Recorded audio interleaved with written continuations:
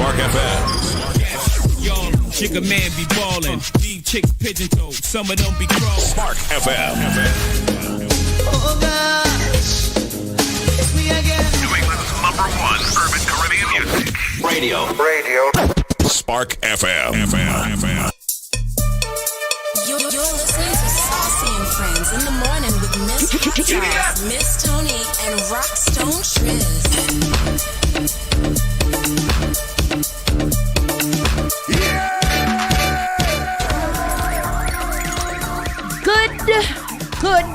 Good, and more goods of a morning. Hello. We are here, Saucy and Friends in the morning here on Spark FM Online, #1 for urban and Caribbean music. Welcome to the show. Welcome to the greatest show on earth. The greatest show on earth. We're synonymous with the Trinidad Carnival. More fire. Yes. Plop, plop, plop, plop, More plop. fire. More fire. More fire. Good morning, everybody. It is Wednesday. We are halfway through the week already. It seems like it's going at a good pace. It's all going at a good pace. We're doing good. It was a little snow that hit us in the nighttime. I ain't even know. Y'all know? No. Little snow rain mixture. So it was doing a little drizzly. Yesterday. Yeah, last night. But I didn't know it was gonna be all of this when I woke up and saw the snow atop my car. Atop it. Atop. I was like, what's That's going what on I here? said. I said, take that off because you know I got an automatic starter. Oh, excuse me. You guys gotta get and living in New York, where we at? Where are we? We in Boston. New England? Living in New England. Living in New England, I do feel like all of our vehicles should automatically come with a car starter. Yeah. Both for the winter and for the summertime. Because Absolutely. I need to also start using my car starter in the summertime to cool it down because it'd be hot. Hot. Yeah. And you got lover seats. Yes. Yes, you do. Oh, I said lover seats. No, leather seats. Oh. that. Lover seats. I'm sub music teacher. Any suggestions where my girl Fab at? Who is Fab? Janet, are you in the right show? I know. What are you talking about, Janet? Evan Deesa said, I looked at my weather app before I went to sleep and saw it. I thought it was going to be more snow. Thank goodness it was only a little. Yeah, I'm fine with it being just a little. I didn't want anything more than what I saw because I would have been angry with it. Wash away the salt. Dash away this up. I'm so tired of this salt foolishness. Yeah. Like, that's ridiculous. I was thinking about that this morning too. And I said, you know what? You people are ungrateful that is complaining about the salt. I too have complained about the salt. But if it was no salt, then y'all be complaining. If it was good salt, y'all would be complaining. If it's bad salt, y'all complaining. Salt is salt. And y'all got to accept that the city of Boston is doing what they got to do to make the streets safer. Ask me about this in 2 weeks, and then I'll make sure that I confirm that or not. But yes, I guess I told y'all. You did, because I felt told. Dude, you felt told. Quick check-in. Miss Tony, how you doing? I'm doing okay. I feel better today. I feel like my hormones are a little better balanced. I had a great evening yesterday. We had a cousin date yesterday, which was really, really nice. We went to Mexicali and Randolph, which is a whole little vibe. Is that name. Thank you, because I told somebody and I was like, I don't know if I'm being racist by saying that, but I think that's the name. Okay, good. Go ahead. So it was cool. We went out there. We had, we had our big drinks and we had little shots and we had good food and we had camaraderie and great conversation. And it was just a really, really good time. So shout out to that. Big happy birthday shout out to Miss Bella. Today is her birthday. And big happy birthday, Bella. Happy birthday. And big happy belated birthday to Father Spark, aka Gary Banton. Yeah! We neglected to announce that yesterday on the show, so we're making a big deal out of it today. If you see that man, if you know his DMs, if you know his act, If you know his socials, go ahead and wish him a happy birthday again, even if you did yesterday. He deserves all of the birthday wishes. All the accolades. Boom, boom. Happy birthday, brother. Accolades. Happy birthday, Gary. Gary Benton. Yeah. What about you, Rockstone Triz? Yesterday I was supposed to go down. My sister wanted to take my mother out. She called me on Monday. She said, you want Sunday, and was like, you want to take her out, whatever. All right. Made reservations to the Sugar Factory down there in Quincy Market. Oh, it's in Quincy. Why did I think it was in the Seaport too? It's in Quincy Market. Okay. Yeah, it's right there. Okay. We get there. She's like, oh, let me just go in the market. But we had the reservations, and the funny thing is, I had 2:00 reservations. We missed those, so we remade reservations for 3:30. Get there, she don't want to go there now. So we go inside the market, and I hate going inside there because I never find food.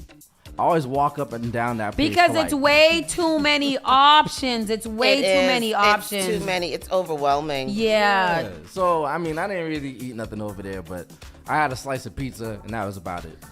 My mother had some fries, and So where did you get all of that After ice cream? that was just aesthetics. Oh. I didn't eat none of that Y'all stuff. ain't got no lobster roll and no lobster pie. I don't trust them people. But why off why didn't she want to go? It would have been just like a great experience.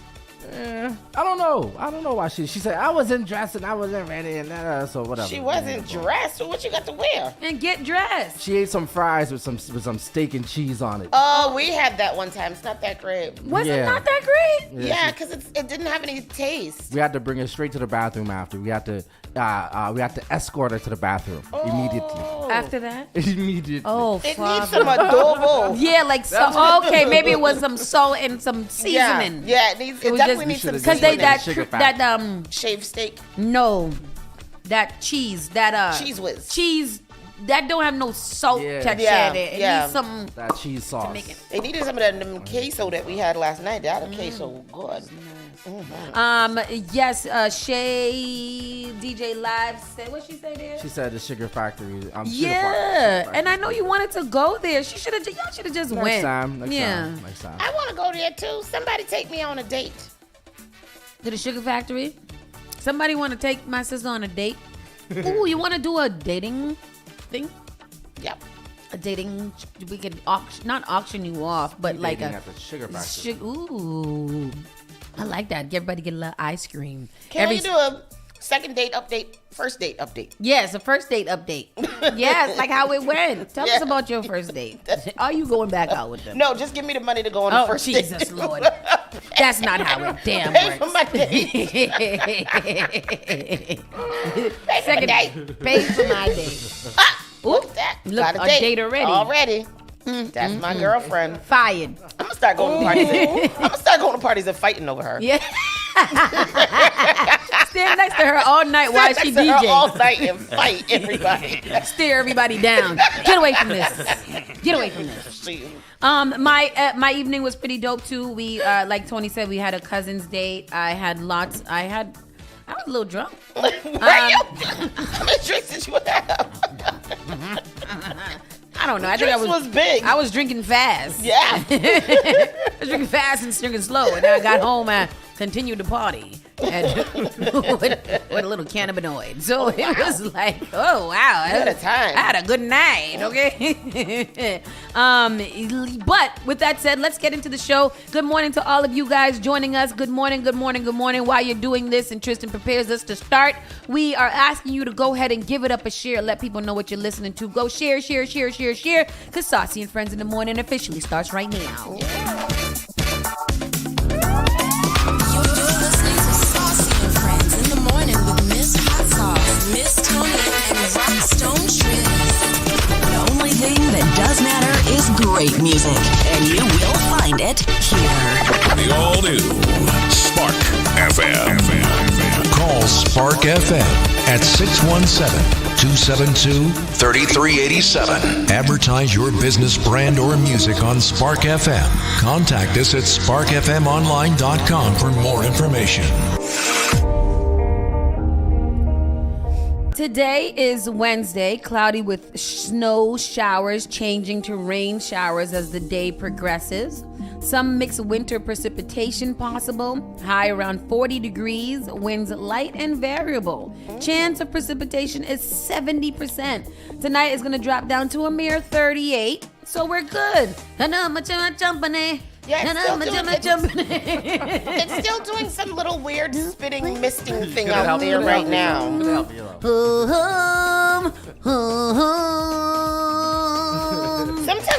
Sometimes when the song is playing, I know the song, and then when she starts singing, I'm like, I don't know this song. No place like home. Ain't too bad. She ain't too bad today.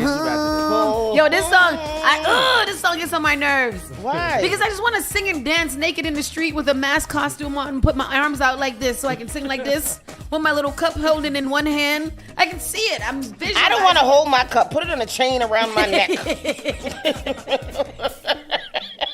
So I don't lose it. But I don't want to hold it. Go up to the truck and be like, choke yourself trying to get your drink. Johnny Walker.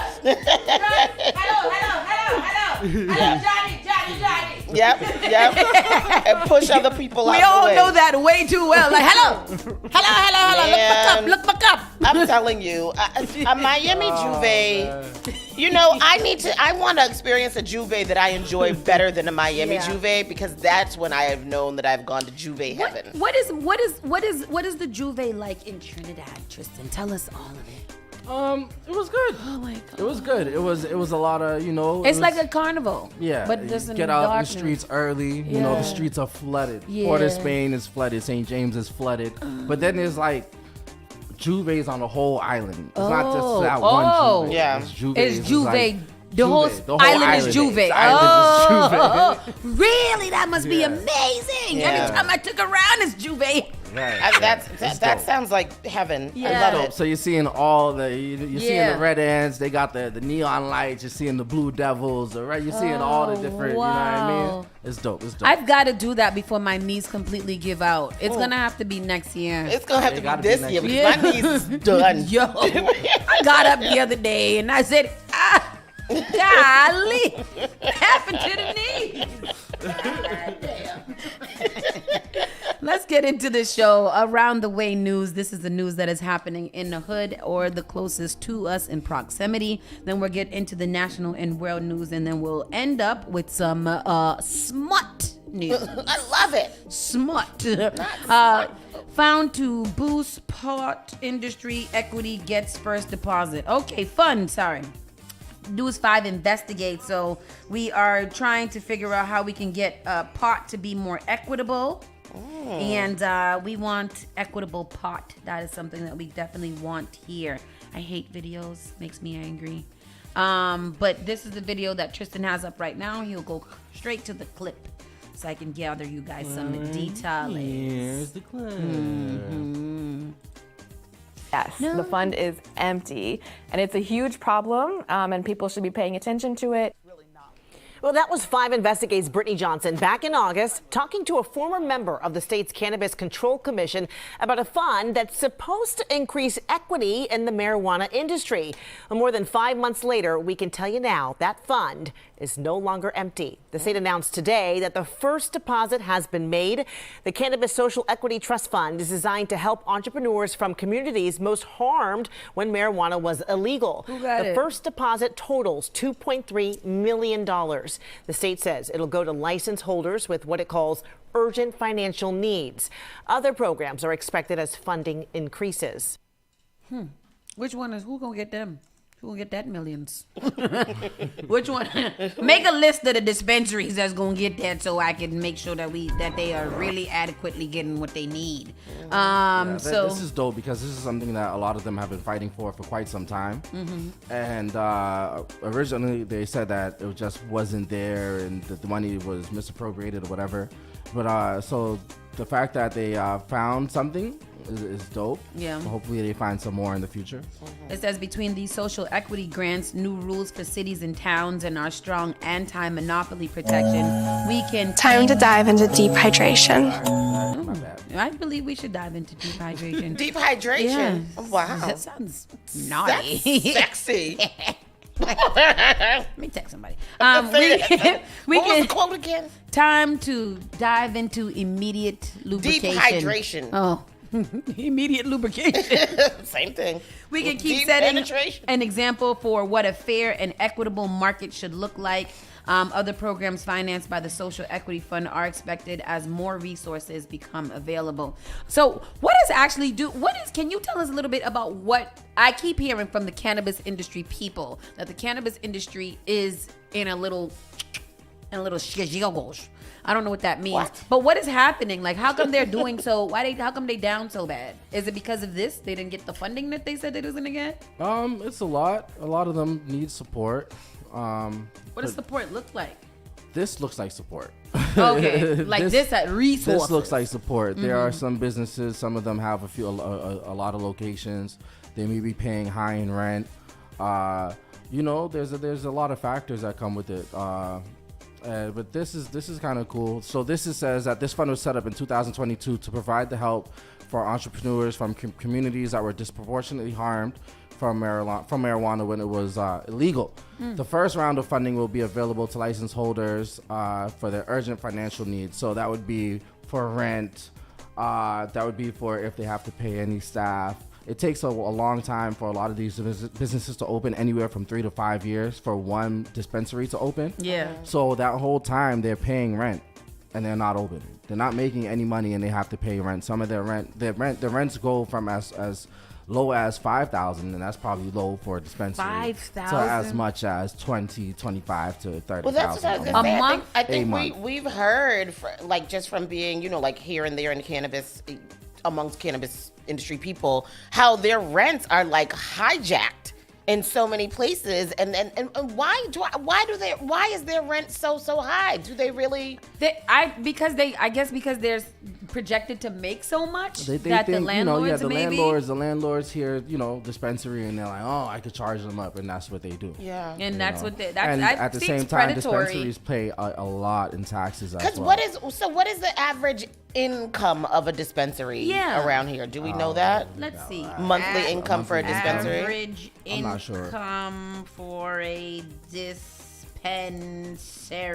In Massachusetts. That varies, though. That varies on area. Yeah, I know, but I'm just saying like a ballpark figure. So I mean, this is average income for a dispensary. These are pretty low. Oh, really? Yeah. Let me see. A cannabis dispensary. I mean, these are saying monthly. Maybe this is for top earners and stuff like that. So top earners in the top, like 72,000 for 12. I guess this is what individuals are making. Monthly, 72,000 per month. Yeah, for like the top earners. Okay. So that's not a lot, actually. Yeah. So you think pay $20,000 in rent, and then you have to pay out another $72,000 to your top earner. And then salaries and salary. Yeah. Wow. Oh, this is just how much a bud tender. A bud tender can make Pillsbury anywhere between. says $250,000 a year. Really? That's it? A year? Oh.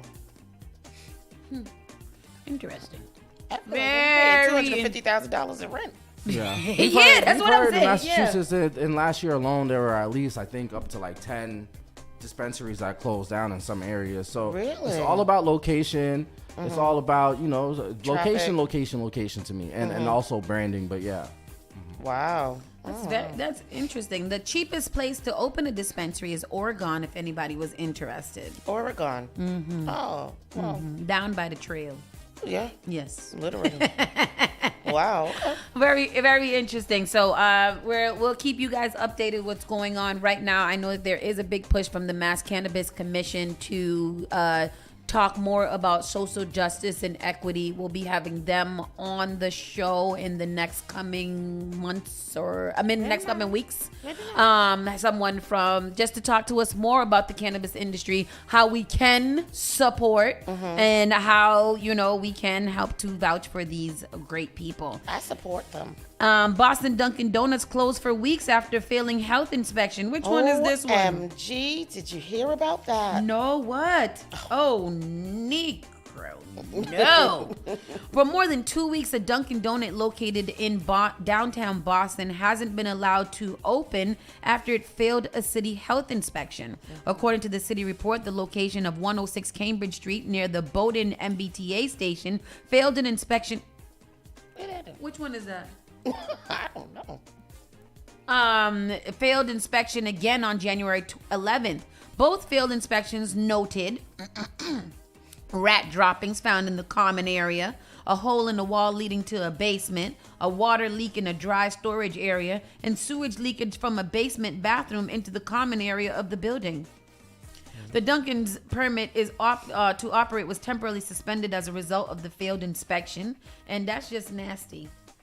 That's just disgusting. It's Dunkin' Donuts. Just clean it. Did you say a hole in the wall? A hole in the wall. Leading to a basement? Yes. You can see in the basement, that same basement got rat droppings and it got some other foolishness in it. It's leaking sewage. Sewage is leaking from the bathroom into that same basement that's got a hole in it. They should fix that. This is what I'm talking about. We got to get preventative with these things before we get this upset. Y'all knew that Dunkin' Donuts was nasty before that. Which one is that? Oh, that's the Dunkin' Donuts down there in North Station. Is it? They said Cambridge Street by Bowdoin Station. What is this? Janet, where's this at? Isn't that? Yeah, that's right down there by North Station. I think. Oh, there's a Target right there. I don't know where that is. I don't go to that one, so I don't know what to tell y'all. If you go to that one, it's nasty. Don't go there no more. And you can't because it's closed. Oh, baby. North Reading police and firefighters help mother give birth in her home. North Reading police and fire departments helped an expectant mother who was past her due date deliver a baby girl last week in her family bathroom. The two departments said in a statement, "We wish the new family the very best, and I am proud of our North Reading first responders who helped ensure the surprise turn of event." How do you get to that point where you are about to have your baby in the bathroom? Because how long you been sitting there? What, do you not labor at all? I thought labor was for hours. Sometimes. It depends on the woman and whatever. But I just felt, remember that show used to come on Lifetime? It was like expecting and didn't know it.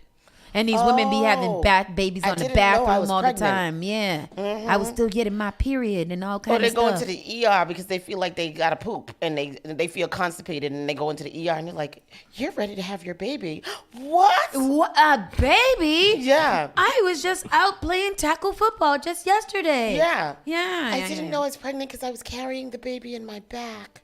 And I did notice that my back was getting big. But I just thought it was because I was eating so much. Things like that. There's an Orange Line train that is not working. Reported Orange Line delays due to a permanently deceased new Orange Line train at Forest Hills. Mm-hmm. A day after another new Orange Line train refused to leave Forest Hills because it couldn't, just wouldn't move. Did they use the word deceased? Yes. No. It's Adam. My next question is, if the old ones was working, why did you just fix the old ones and then not bring these new ones? Because new ones don't seem to work. I don't know if anybody noticed that. They wanted them to be pretty.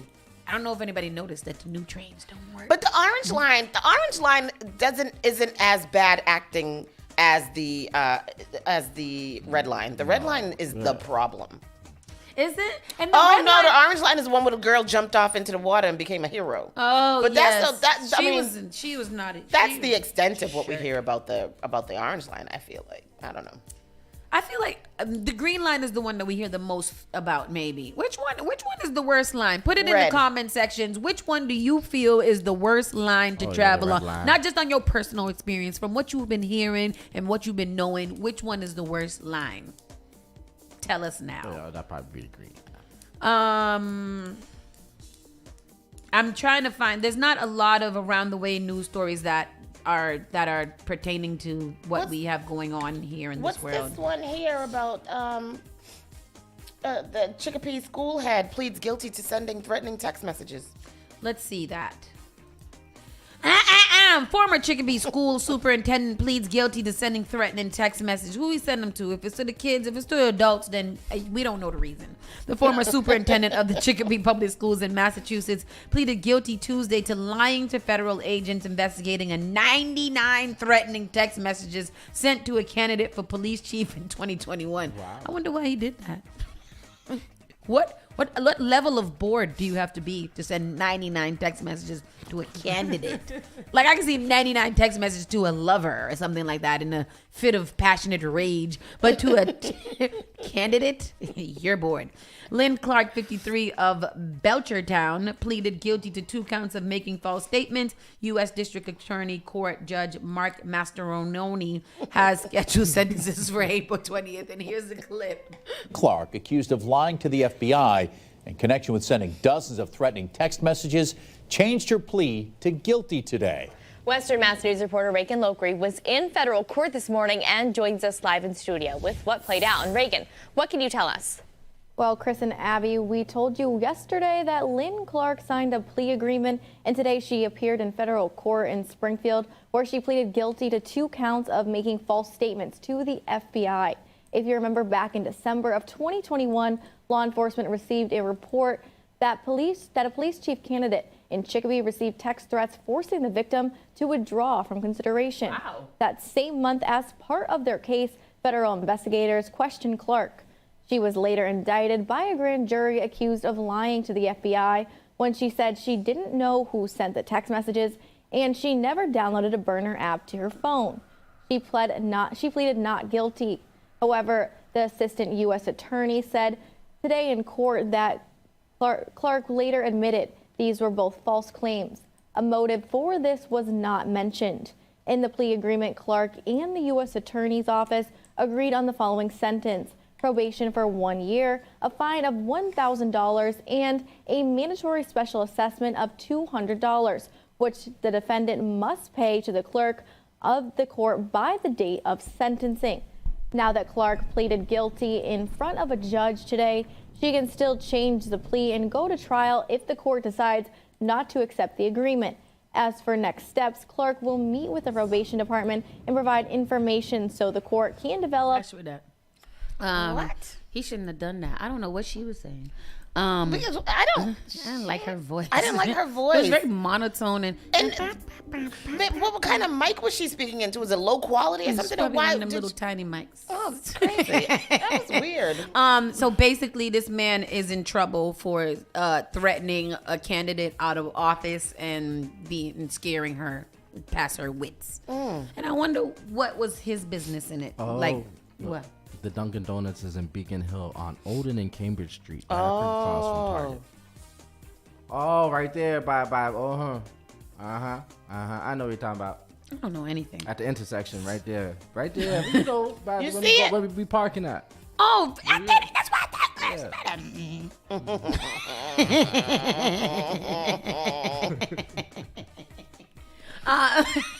what? I don't know what's happening right now. I just had the story that it was about the update about the O'Keefe murder. Who's that? That's the police officer that the girlfriend had. Oh, yes. So I didn't know that was John O'Keefe was the His police. Name, Karen Reed. That's Karen Reed. Yep. Karen Reed murder. I guess she's still their unsealed letters reveal DA's communication with feds over Karen Reed's investigation. This is such an interesting thing. Not that I want to get into it, and I don't think a lot of us. It was very tragic that this man's life was gone. But this whole case, I didn't know that it would take this kind of spin. This is like a high-profile Massachusetts case. Yes, that is very ongoing. High profile. It's very it's weird be a to me. Documentary in a few years. I wonder because I would like to see how this all played out. Did the lady do it or not? Morrissey's complaint. So the Mansfield woman is being accused of backing her SUV into her boyfriend, Boston police officer John O'Keefe's, and leaving him to die outside his home in Canton following a night out with friends in January. Her defense team has pointed the finger at fellow after-party guests. offering up a theory that O'Keefe was beaten inside the home and attacked by the family dog. What? What are you saying? What's happening? This has gone from like a mistake that in the sun in the snow to a complete orchestrated situation. Yeah. Amid reports of a federal investigation into the Reed case, prosecutors previously filed a motion to seal several letters between Morrissey's office and federal offices. Reed's lawyers pushed off the communication to be made public, and prosecutors later withdrew their motion. Defense attorney David, I don't know what's going on yet, but we'll just kind of give you guys the notable pieces of this. All of the jizz. All of the rest of it is just very long, but I didn't know that is what we thought is happening now. The man was attacked and beaten in his house, dragged outside, attacked by the dog, then hit by his girlfriend, and then left to die in the snow. That's crazy. Wow. I didn't know Boston. I didn't know that's how y'all roll out here. Very careful with the very mafia-ish. What y'all think? What y'all think? I don't know what to think now, Tristan, because what it was. Like that they beat his ass and then they took him outside. And then took him outside and then she hit him with the car? That's what it sounded like. And then she left, but did they not, like, how did they think that they were going to get away with that? Did he get beaten inside and then she hit him by mistake and drove off and now they're trying to blame her for it? And what is it that the TB is trying to say that she did? Oh yeah, because they said that that's what he's trying to prove. What? That there was some kind of corruption and she's being used as a scapegoat. Oh, that's what. Okay, yeah. Now I'm following. I'm fully invested in this. I'm gonna read it, and then tomorrow we're gonna do a full update on what's going on, because we're gonna get a part of this Boston history right now, because we're gonna find out what happened to Mr. John O'Keefe. We're gonna we're gonna find out. That's awful. Poor guy. That is crazy. Why is this going? What's first 48 months? Because come on. First 48 months. First 2 years. This is crazy. 4 years. Yeah. Person dies in Connecticut after reportedly eating mislabeled cookies. What was in the cookie? Fentanyl? Stu Leonard is recalling his vanilla Florentine cookies after they were found to be mislabeled and contained peanuts. Oh, damn. That's terrible. Yeah, that is bad. That is very bad. Yet the other day, CK had a whole entire pecan cinnamon roll that he was about to tear up from the church. It was full of pecans. Yep. Had to throw that away. Yep. You got to be careful what you give to people these days. Movie I was watching last night, the guy kissed a girl by mistake. She had on the same dress as his girlfriend, and she looked like his girlfriend from behind. And he kissed her by mistake, and she had been eating a cookie with peanuts in it, and he almost died. No. Damn. That's what happened. That really sucks. Yep. That is terrible to hear. I'm really sorry to hear that. Me as well. And then do we have, let's see. It is worse for the car to leave salty we were just talking about this morning when I was yelling at you guys about being ungrateful. Yeah. Is it worse for your car to leave it salty or wash it in freezing temperature? Which is an amazing question that I do want the answers to. Mid-January in America's Rust Belt always looks pretty much the same. The sky is gray with clouds. The roads are gray with a disgusting slurry of slushy goop. And our cars turn gray with a light coat of salt. Do we live in the Rust Belt? I don't know. Wow. I don't know. I've never heard that. It doesn't take much looking around to see the long-term ills of driving on salty roads, like the early 2000s Buick LeSabre with rot holes through the door, bottoms of the 90s Ram 1500s, bed sides hanging on by hope alone. I've seen that. Anyone with a good head on their shoulders know that the best method of keeping a car in decent shape on rust-inducing roads is to wash it frequently. Most experts say you need to wash every 10 days or so to keep your car fresh and semi-salt free, which I don't understand why I don't do, because I definitely pay for a car washing membership, and I only take the car to be washed maybe 6 times a year, and that is terrible. Every other month? I don't even know. Sometimes I'll go like 5 days in a row. Uh-huh. And then other times I won't go for 3 months. Yeah. So I don't really know what my threshold. Where am I at? Yeah. Like how does that work? Mm-hmm. While road salt does an okay job of keeping streets safe with the dangers of ice, many states overdo it, and that's what's happening in Massachusetts right now. Mm-hmm. And it's causing untold bills in damage to the nation's cars. The salt on the roads creates a chemical reaction that can corrode your car, particularly any exposed metals like brake lines and fuel lines. That's great. Dangerous. Yeah. My mother's old Mazda Tribute completely rotted out its rear shock towers to the point that the shock emerged into the cabin within just a new Michigan commuting winters. That's disgusting and crazy. Salt does the most damage when the temperatures are warm or with frequent changes of temperature. So if you park your car in a warm garage every night, you're making your car more susceptible to tin warm.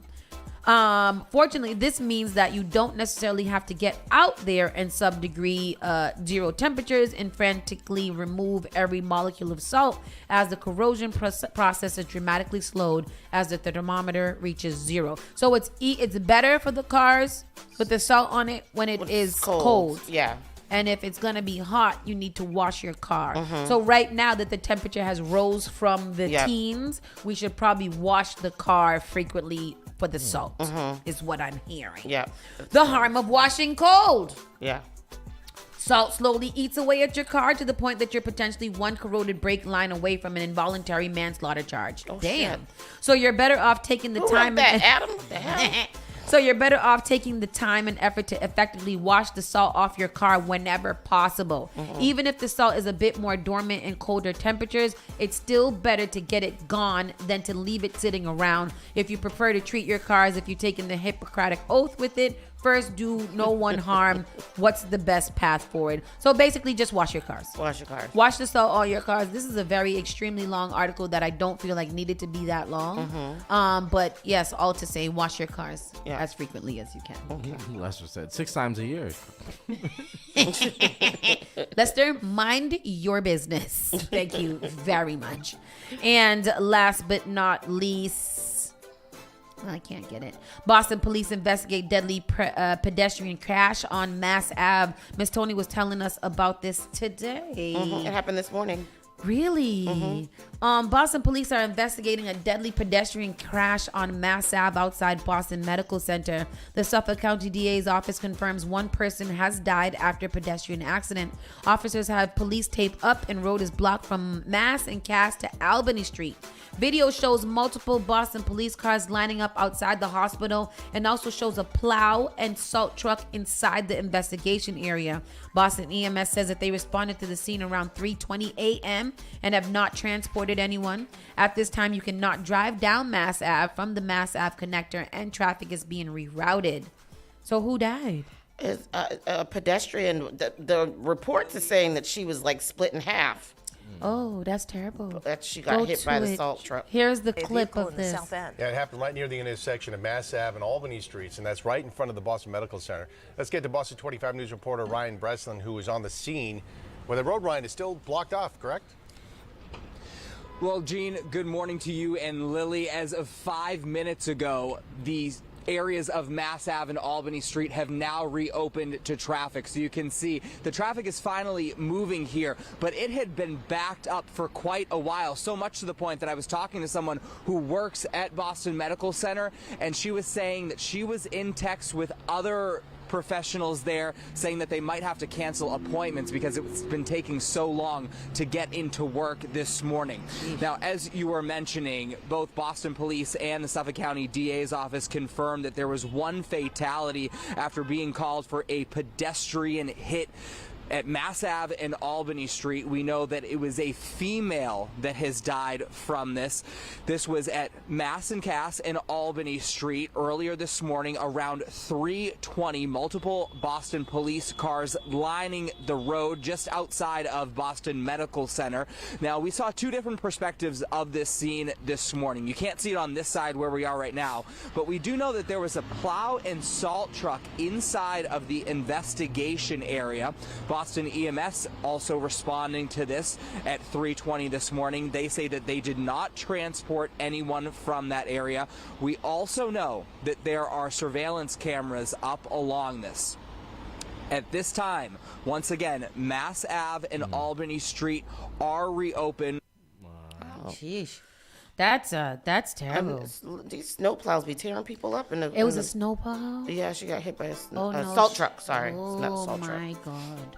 That is terrible. Yeah. Terrible. Awful. Yeah. Man. And over there in Mass and Cass, sometimes the people crossing the streets over there don't be really looking. They just kind of jump out in the street. And they walk, they don't jump out. They be in it. Yep. In the middle of it. Yeah. Sideways. Terrible. Dipping forward. Yeah. Terrible. We're going to go to a quick commercial break and we'll be right back with our national and world news. Keep it locked right here. Spark FM Online. You're listening to Saucy and Friends in the morning with Miss Hot Sauce, Miss Tony, and Rockstone Triz. The only thing that does matter is great music, and you will find it here. The all-new Spark FM. Did you know that you can now get a standard Massachusetts driver's license regardless of your immigration status? To get help with your application, a list of all required documents, and nearby appointment scheduling, visit mass.gov/WFMA. Your license is your way forward, so why not get started today? Register now at mass.gov/WFMA or call 857-368-WFMA. Want to give your baby a head start? Get the best protection against flu and COVID-19. Because their immune system isn't fully developed at birth, babies need additional protection. When you get vaccinated while pregnant, it can keep you and your baby from getting sick. As they get older, this can result in more time in school and daycare for them, and more productive time at work for you. Vaccines are safe and effective for children as they grow. No matter where you are on your pregnancy journey, flu and COVID vaccines can boost your and your baby's natural defenses and protect your family. Stay up to date with your vaccines. Stay healthy. Talk with your trusted healthcare provider today. Brought to you by the Boston Public Health. Massachusetts Social Equity Program creates pathways into the cannabis industry for those most harmed by the war on drugs. The Cannabis Control Commission offers free education and tools to navigate the legal marketplace, including focused training and support on entrepreneurship, management, entry-level employment, and ancillary vendor support. To apply, visit masscannabiscontrol.com/equity. That's MASS cannabiscontrol.com/equity. Often I hear people talking about how high their electricity bills are. Massachusetts has programs that everyday homeowners pay for, but never look into. Have you ever considered why some homes have panels and others don't? If you have Eversource, National Grid, or Unitil for electricity, you are paying for your neighbors to get panels at no cost. The charges are on the bill. Why not get someone to pay for yours? This program also helps with re-roofing, tree cutting, and electrical upgrades. If you're tired of short-term solutions for a long-term problem, connect with Bakari to find out if your home meets the requirements to upgrade at no cost out of pocket. Save the planet, future-proof your family for power outages, and save tens of thousands of dollars on an otherwise lifelong bill. Mention Spark when you call or text SPARK to 617-833-8940 to get 2 months off your power bill covered if your home gets selected. Finally Home is a must-read step-by-step guide that will equip any first-time home buyer with the knowledge they need to confidently make informed decisions. This book provides answers in simple and clear terms to most, if not all, of the questions you may have about credit, home ownership, and generational wealth.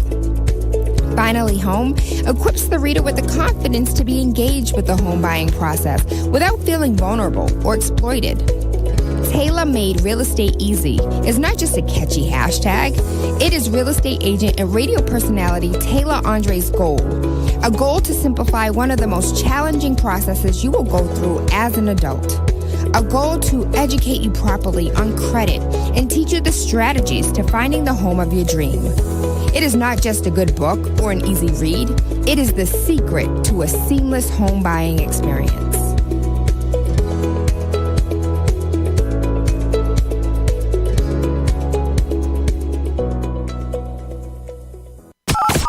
The all-new Spark FM. Them not like me, I mean not like them. Spark FM. Come on. Spark FM. Y'all, chick a man be ballin'. These chicks pigeon toed. Some of them be crawling. Spark FM. Oh gosh, it's me again. New England's #1 urban Caribbean music. Radio. Spark FM.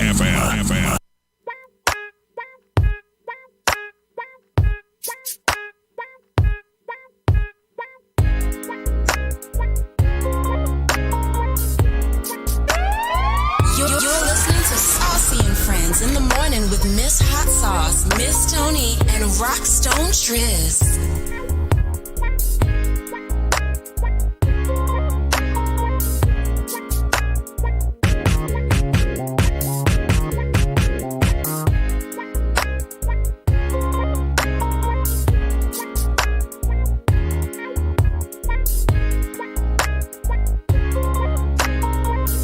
Know the words to this song. Beep, beep, toot, toot. Saucy and Friends are back in the building. Saucy's handling a little business over there. Welcome back to Saucy and Friends. Yeah. And we are back from our commercial break. I hope you guys enjoyed that commercial break. Guess what? It's time for me. It's time for the national news. And the national news is news, and there's quite a few things in here. So I'm probably not going to read all the articles, just kind of flip through the headlines. First one being Trump wins the New Hampshire primary as a rematch with Biden appears increasingly likely. The first thing Sauce said to us this morning is, Trump's gonna be president, and I'm not ready for it. And I'm not ready for it either. So anyways, I don't know if this is what it means. In the comments, go ham. Tell us what y'all think about Trump winning this New Hampshire primary. So former President Donald Trump easily won New Hampshire's primary on Tuesday, seizing command of the race for the Republican nomination and making a November rematch against Joe Biden feel all the more inevitable. Child. Just to be clear, it is the Republican primary, not the, The Republican primary, right? But that means that he's the one that they picked. So the result was a setback for former UN Ambassador Nikki Haley, who finished second despite investing significant time and financial resources in a state famous for its independent streak. But that makes you like people. Do you think that people are ready for a woman president?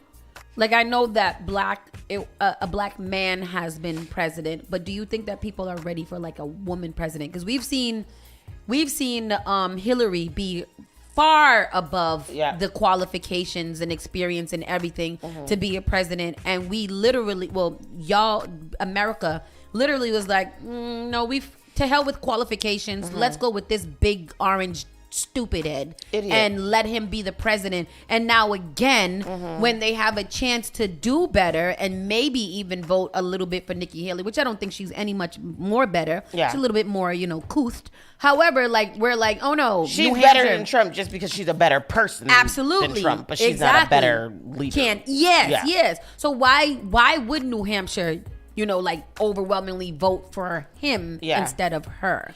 I don't know. So he won that. Nikki, he had things to say, of course, about Nikki Haley and all of that in regular Trump fashion. This race is far from over, is what she said. There are dozens of states left to go, while some in the crowd screamed, it's not over. So him winning the primary, he just wins the candidate who is gonna. I guess they got to do that now. Yeah, because they got to figure out which one of these terrible candidates are they gonna pick to represent their whole party. I think overwhelmingly they're gonna pick Donald Trump. Yeah, right. Yeah. He's at his victory party Tuesday night. Trump repeatedly insulted Haley and gave a far angrier speech than after his Iowa victory, when his message was one of Republican unity. Now he says, let's not have someone take a victory when she had a very bad night. He also added, just a little note to Nikki, she's not gonna win. That's what he said. Yeah, because That's what he said. I'm so scared. I'm so scared. Why? Because I just don't want to. I don't want to see it. Like, I don't want to be involved. I don't want to know that this is where we are and that this is the America that America would like to have. You know, like Donald Trump as being the head of household, the HNIC. You know, that's crazy to me. It's crazy after we just had him. Donald Trump becomes president, we're going to pick up Spark FM and move to the lovely island of Anguilla. Oh, Anguilla. and be there and live there and set up shop. Because that's what we're going to do. Everybody got to get up and leave here. Go set up somewhere else. It's crazy. I'm a remote worker with my job. I can go work anywhere.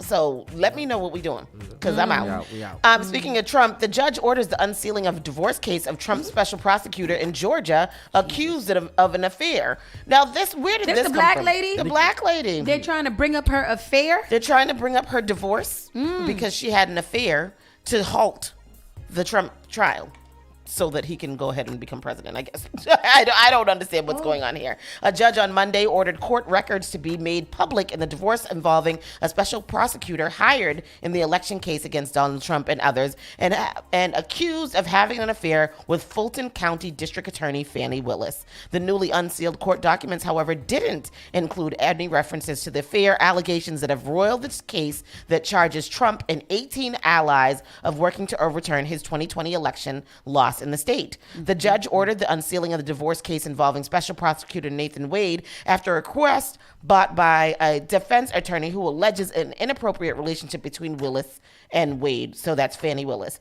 The judge also put off a final decision on whether Willis will have to sit for questioning in the divorce case, but delayed her deposition that had been scheduled for Tuesday.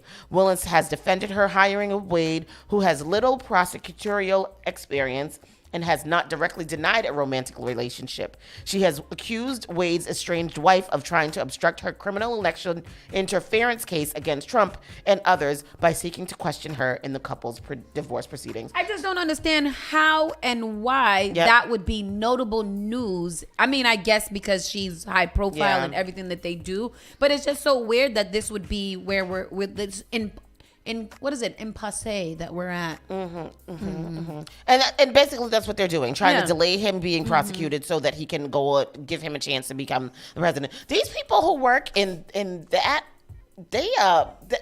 where loophole nation. Where is Olivia Pope? Yes. Scandal is handled. It was just crazy. Again, I know, like we were discussing yesterday the population of Massachusetts is 7 million, just in Massachusetts alone.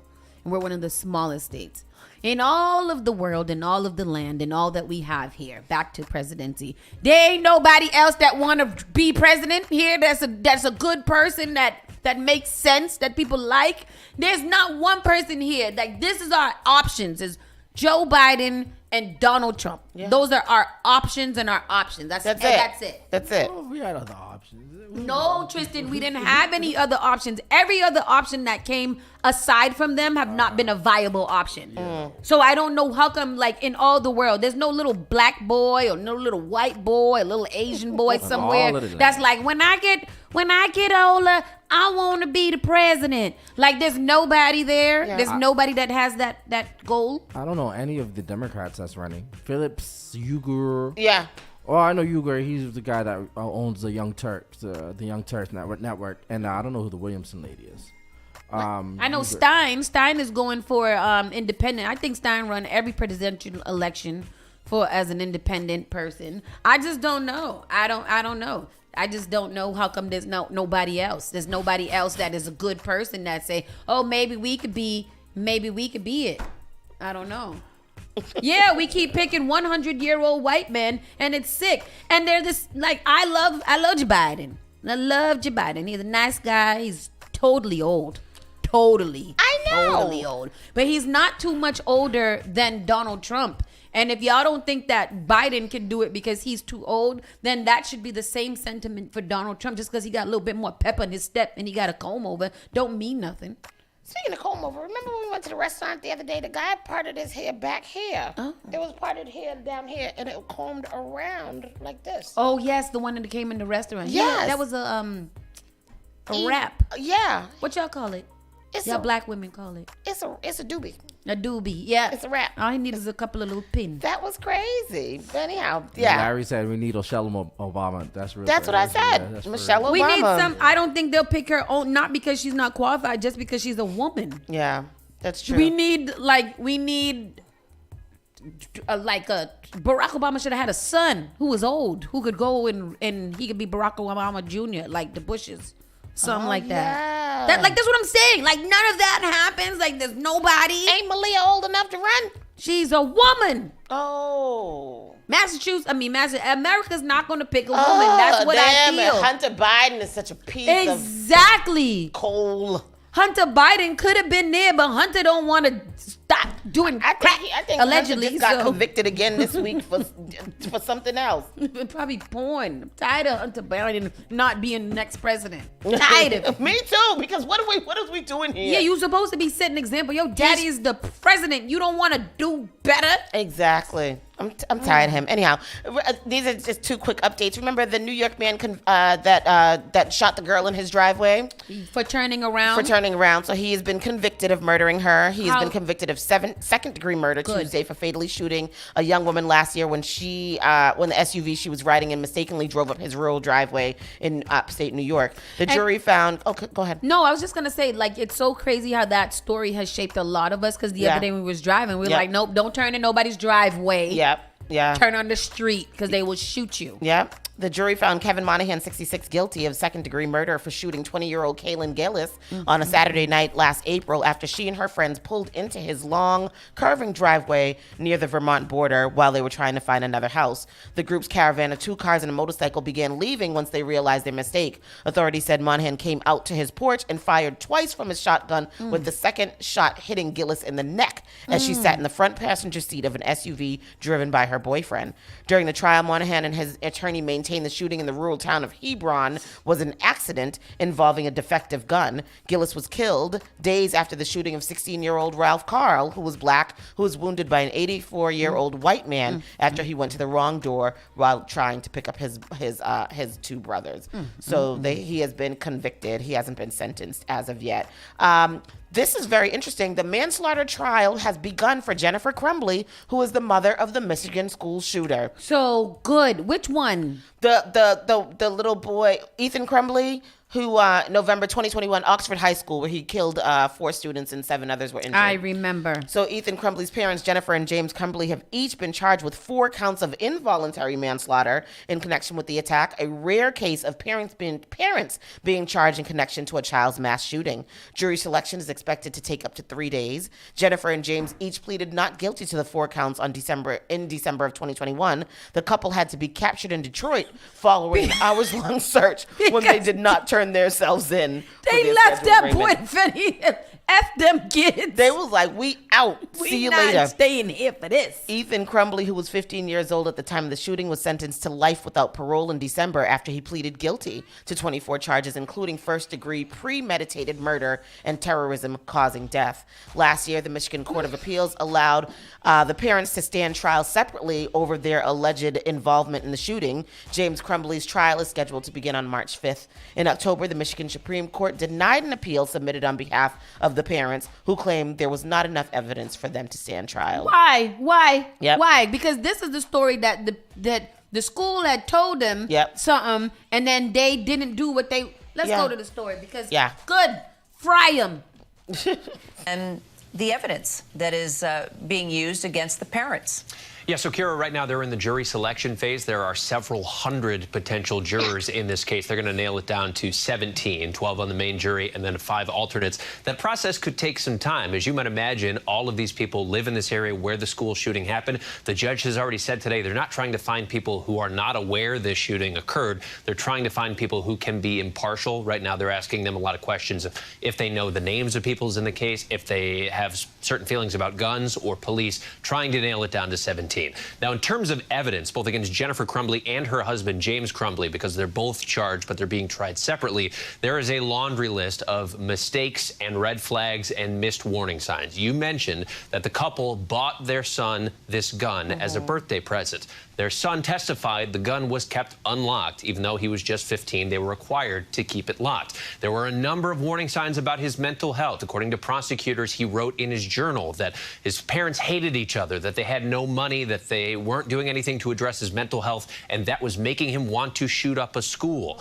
There were times when he was caught at school leading up to the shooting, Googling ammunition, during which the school then contacted the parents. The parents, according to prosecutors, ignored the school, and then the mother, Jennifer Crumbley, texted her son, LOL, I'm not mad at you. You have to learn how not to get caught. You also mentioned the day of the shooting. So Ethan Crumbley, the shooter, his mental health is believed to have been deteriorating. He was caught by a teacher with some drawings in a notebook. It had a gun. It had a person being shot. He had written things like, the thoughts won't stop, help me. They called the parents into the school. They both showed up. The school asked them, do you want to take your son home? The parents said no. And then shortly after that, a couple hours later, this shooting occurred. And then, of course, after that, after the parents were arraigned in these unprecedented charges, don't forget, Kira, they missed their arraignment because prosecutors said they went on the run.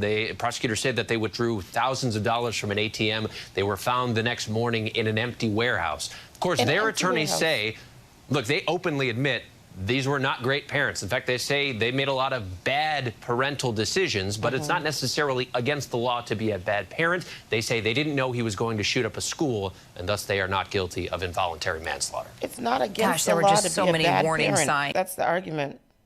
Well then. Boy, I tell you. Boy, if accountability is not the word of I mean, the way he broke it down just now, like I think it should be more than manslaughter. It should be like second degree or third degree or whatever it is, because you actually you allowed him, you pretty much gave him the okay to go kill 4 people. The way that they said they found them in an abandoned warehouse and all that sounds like it should have ended in a shootout or something like that. That sounds crazy. Because the boy already took their gun and shot everybody else in the damn school, so they had nothing to shoot the police with.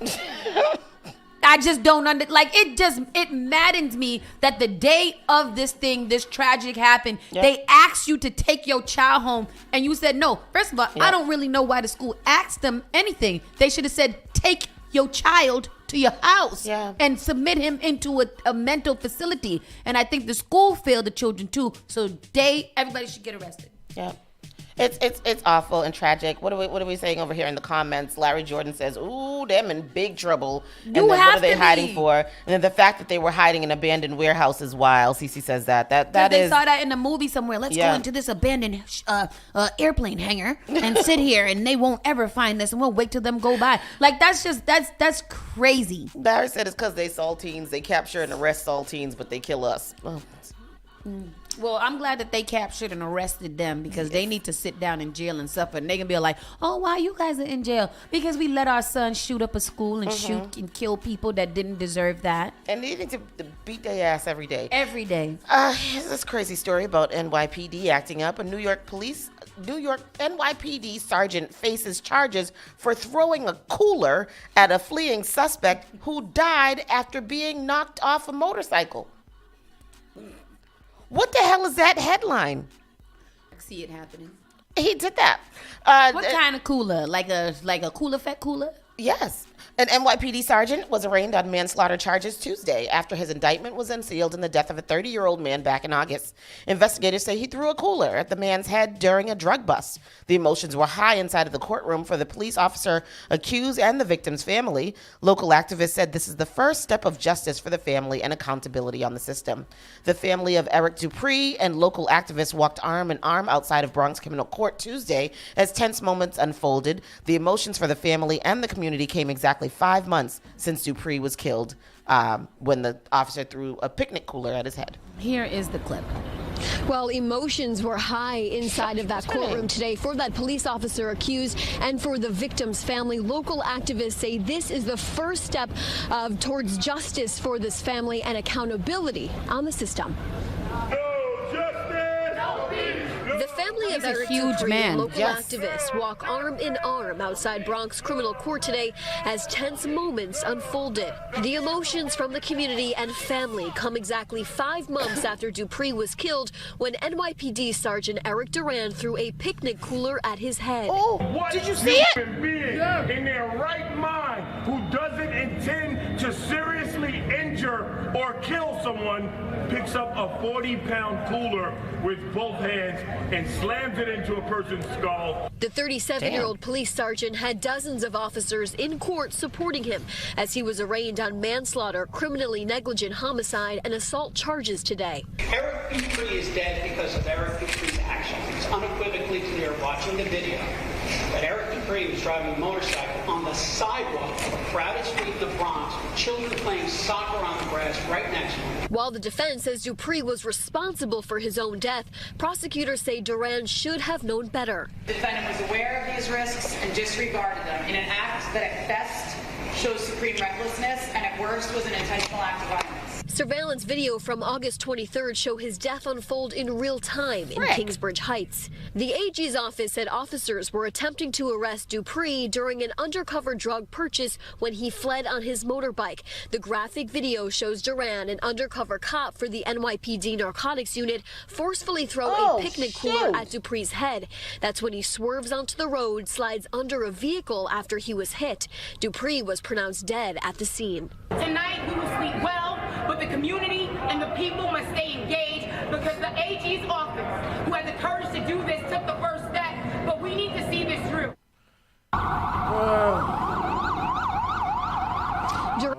So, I mean, first thoughts is it was reckless. Like, let's be honest here. You don't pick up a cooler and throw it at somebody who's riding a bike. And the defense's argument kind of sucked too and kind of led into that because she was like, you know, he was like, it was a busy street and he was riding on the sidewalk. Then it would probably make sense not to throw a cooler at his head in which that he can skid out and possibly hurt the children that are playing soccer in the next pool. See, I see what everybody's saying. Yeah. It was reckless and it led to a death. Yeah. That's just not, I don't know what protocol that was in. I think he thought he was in a movie. Yeah. Like pick it up and stop him. Yeah. I don't think that he threw it at his head. I think he threw it at him. I think he threw it at him to try to, and maybe, but why did he think to do that? That's crazy. He thought he was in a movie. Anyhow. So he's on trial for that. And I'm surprised that they would charge that. Well, I mean, that was in August, but he is being charged and arraigned and facing manslaughter charges. So, I mean, yeah, because all of the facts are just the facts, you know, like it was reckless. You shouldn't have done that. You caused a murder. A man died. You didn't follow any protocol of how that should have went. So technically by technicality, unfortunately, that's what happened, and that's not a good thing. Yeah, it's just a very unwise, regularly. I think it's a good idea. You run the rate, throw it around, but it is reckless coming from someone who is supposed to be trained to not be reckless. Yeah. So I don't know. Ooh. Harvard Cancer Institute moves to retract 6 studies, correct 31 others amid data manipulation claims. So Dana-Farber Cancer Institute says, what does this mean? I don't know. I took this out. You took it out? Yeah. You didn't take it out fast enough. Oh, you got to be quicker than that. So anyhow, that's going on. A woman has arrested after police found $2,500 worth of Stanley cups in her trunk. How much is the Stanley cups? Depends. So the craze for Stanley Steeless drinking cups reached new levels last week when a woman was arrested and accused of stealing 65 of them, worth almost $2,500 from a California store. Police in Roseville in Placer County, northeast of Sacramento, said Sunday that they were called Wednesday to a report of a theft from a store on Sanford Ranch Road in the city. Staff saw a woman taking a shopping cart full of Stanley water bottles without paying for them. The suspect refused to stop for staff and stuffed her car with the stolen merchandise. How did she get out with all of them? She just put them in a shopping cart and walked out. And the staff was like, stop. And she was like, no, and kept going. An officer spotted the suspect vehicle as it entered Highway 65 from Galleria Boulevard and initiated a traffic stop. The so far unnamed woman, 23 of Sacramento, was arrested and accused of grand theft. Pictures released by police show her car trunk and passenger seat stuffed with a variety of cups. Stanley Cups have become highly sought out items in the recent months, thanks to a trend driven by social media influencers. The Quencher Cup, which holds 40 fluid ounces and retails at the Stanley website for $45, has in particular become a fashionable item. While Stanley Quenchers are all the rage, we strongly advise against turning to crime to fulfill your hydration habits, says the police. Where's the picture of her trunk? Where? Believe it It's on there. You have this cup. I have What a do Stanley. you have the same? Don't you have the same? I don't have the one with the craze? hand. Mine doesn't have the handle. What? Tell me about it. Like, It's tell it just to a me. big old. It's just a big cup, and it holds a lot of water. It does keeps it keeps your drinks hot for a long time, like the full day. From morning, you can go back to eat that, to drink that tea in the night, and it's still fairly hot. And it keeps your drinks really, really cold. But I don't think that they're any better than a Yeti or that one that you're drinking out of, or like I don't. It's the name. It's what happened was a woman went onto social media and she said how her car caught on fire and her car was completely disintegrated, but the Stanley Cup was the only thing that survived this fire and was intact with no damage. And she was already an influencer. Right, she was already an influencer. So then things went crazy. Stanley sent her a new car. They bought her a new car. And that started this whole Stanley Cup craze. But it's, I mean, like I'm seeing the children. They was just scrolling down this story. The little girl who got a Stanley Cup for Christmas and was crying. Yes, and like.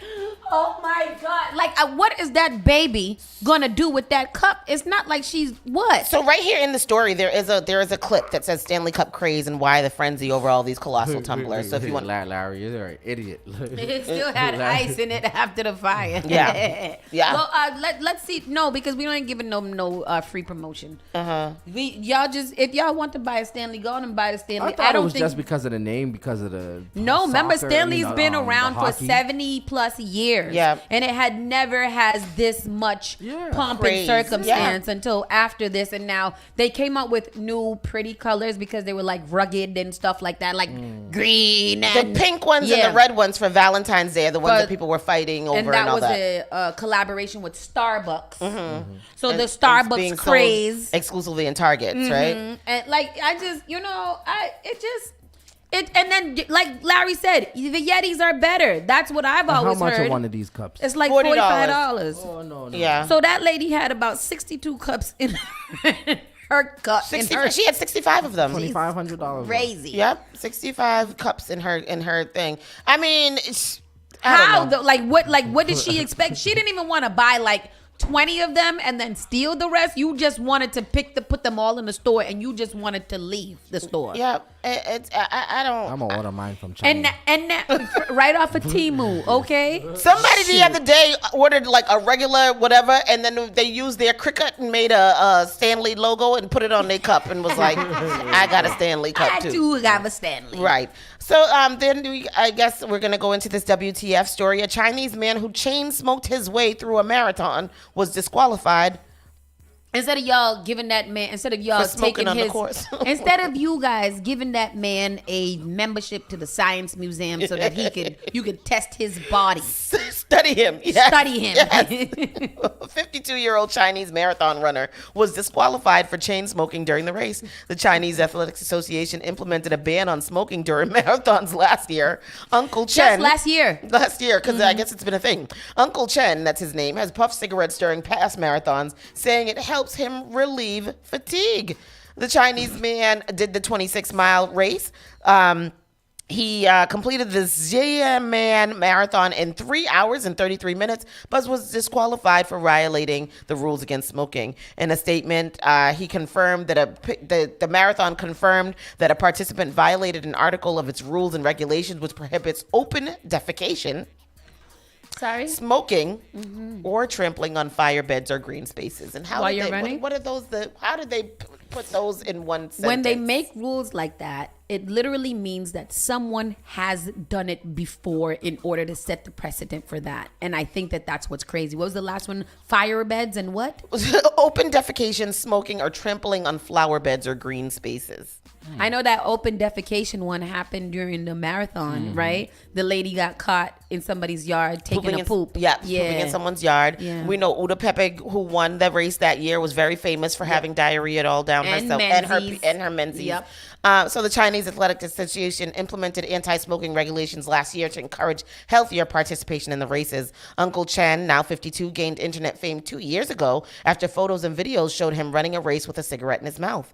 In 2022, he placed 574th out of more than 1,500 runners in the marathon. He finished the race in 3 hours and 28 minutes, 5 minutes faster than his most recent attempt. I just want to say that I think that is amazing. Yeah.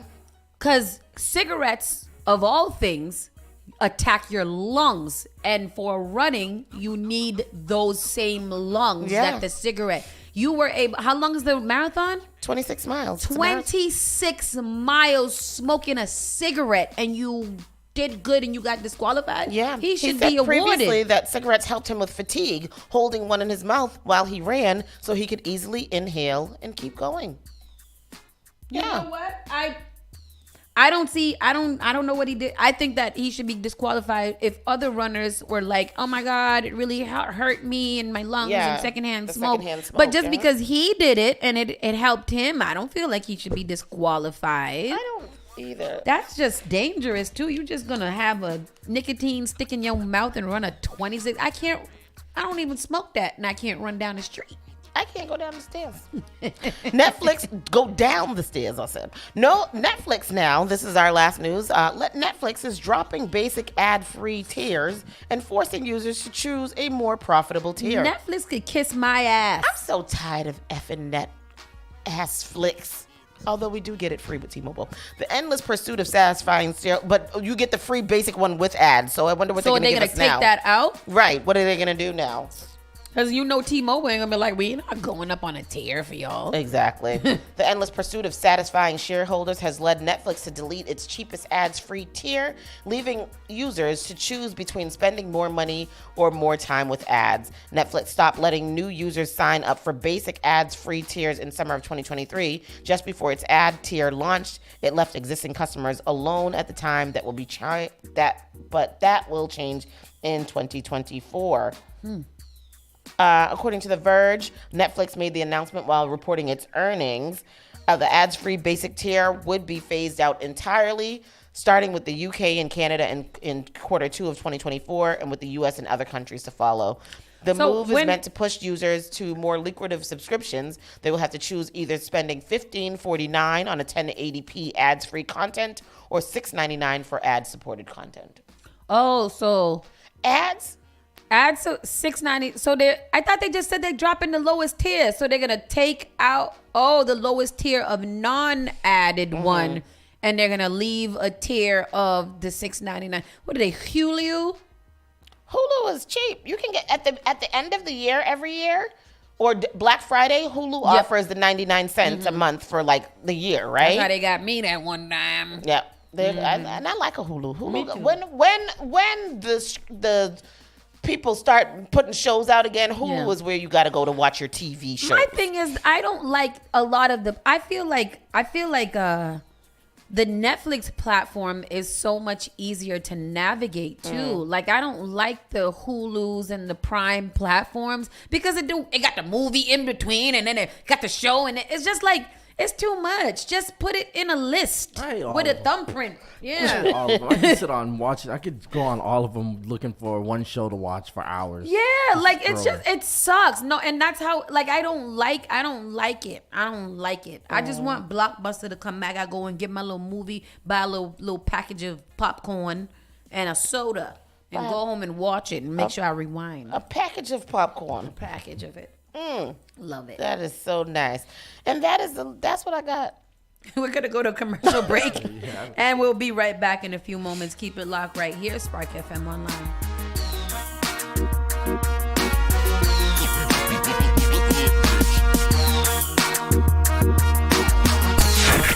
Let's start with the big question. How are you? The all-new Spark FM. JP Morgan Chase is making a global commitment to break down barriers to drive inclusive economic growth all over the world. We believe there is a pressing need to help more people move up the economic ladder. That is why we are investing in communities and people to create an economy that works for all, because no community should be left behind. Right here in Boston, we're focusing that work in Dorchester, Roxbury, and Mattapan, among other neighborhoods, on improving financial health. These efforts aim to address the key drivers of the racial wealth divide head on. We're here to empower individuals, families, and small businesses by connecting them to the tools that build generational wealth and a long-lasting legacy. Chase is investing in Boston. Chase is investing in you. Visit us at the Mattapan branch at 1617 Blue Hill Avenue, where the team is waiting to help. Want to give your baby a head start? Get the best protection against flu and COVID-19. Because their immune system isn't fully developed at birth, babies need additional protection. When you get vaccinated while pregnant, it can keep you and your baby from getting sick. As they get older, this can result in more time in school and daycare for them, and more productive time at work for you. Vaccines are safe and effective for children as they grow. No matter where you are on your pregnancy journey, flu and COVID vaccines can boost your and your baby's natural defenses and protect your family. Stay up to date with your vaccines. Stay healthy. Talk with your trusted healthcare provider today. Brought to you by the Boston Public Health. Finally Home is a must-read step-by-step guide that will equip any first-time homebuyer with the knowledge they need to confidently make informed decisions. This book provides answers in simple and clear terms to most, if not all, of the questions you may have about credit, home ownership, and generational wealth. Finally Home equips the reader with the confidence to be engaged with the home buying process without feeling vulnerable or exploited. Tailor-made Real Estate Easy is not just a catchy hashtag. It is real estate agent and radio personality Taylor Andre's goal. A goal to simplify one of the most challenging processes you will go through as an adult. A goal to educate you properly on credit and teach you the strategies to finding the home of your dream. It is not just a good book or an easy read. It is the secret to a seamless home buying experience.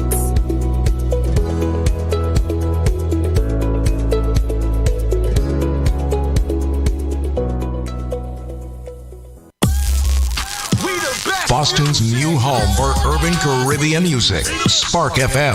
Spark FM. Playing all your favorite hits from reggae. Spark FM. If you no mess with where you are gonna see a million. We got it gon' go long just like the Amazon. Spark FM. I know that life is not easy. No say we are for win, yeah. Walk with the camera like Jesus. Soca. Hip hop. Yeah, we going crazy. R&B. You could do damage. You could do damage. Afrobeats and much more. Spark FM. Spark FM.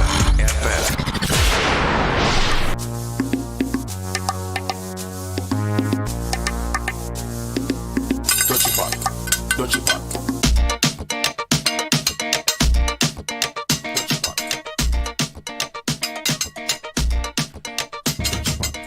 Everybody come take whistle. The man take whistle. No. 1, 2, 1, 2, 1, 2, 1, 2. I gotta stop flailing my arms around because people be thinking that I can't dance and I be getting down. Getting down. I'll be getting down. All right. Hello. I be getting it in. We are back. Spark FM Online, Saucy and Friends in the morning, Monday through Friday from 9 to 11. Rockstone Triz, Miss Tony B. Knowing, and Miss Hot Sizzling Sauce. It's time for us to get into our entertainment news. And we'll see what we have here. We have been following the story of YFN Lucci.